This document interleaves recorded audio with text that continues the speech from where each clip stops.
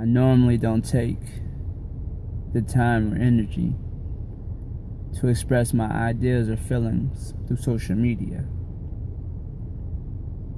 But this is such an important topic and must be addressed. The idea that one cannot go in public without enjoying themselves, without being removed from a fear that some coward will open fire, has created such a monstrosity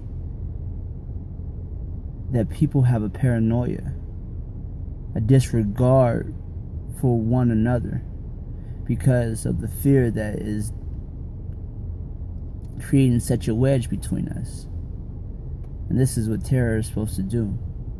Terror is just not an idea that exists beyond our borders, somewhere off in another country. Terror is fear. The idea that fear has become such a part of our psyche that we can't relate to one another, we can't interact with one another.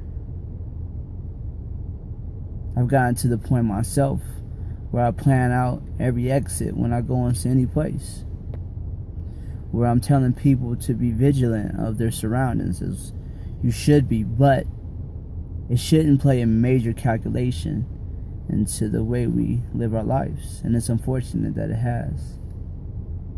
And there's no way to get around it.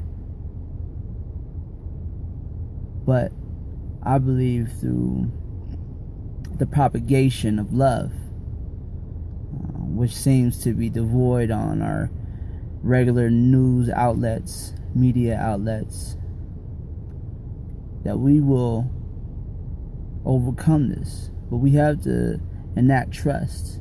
We have to protect ourselves as well, because evil is not something that rests. It will never rest. But it shouldn't bog us down. It shouldn't weigh down on our emotional familiarity with one another. How is it that people have forgotten to be connected to one another? These are what creates the monsters that decide to buy guns, strap bombs on their chests, and go in public and essentially allow a total removal of life. It's saddening and disheartening. And I'm told to be aware of these monsters to the point where I can't even see the ones who are spreading joy and love. That's the real travesty in this whole circumstantial debate of how do we address terror. Is that we're so pinpointed on terror. Our focal point is fear, that we can't even see love anymore.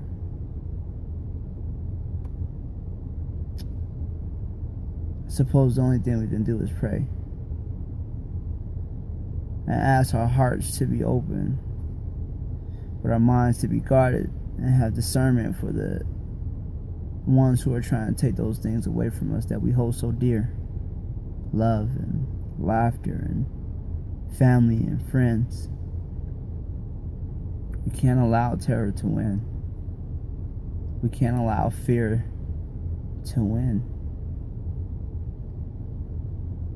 Because if those things dominate the common thought and practices of our society, then we've all lost.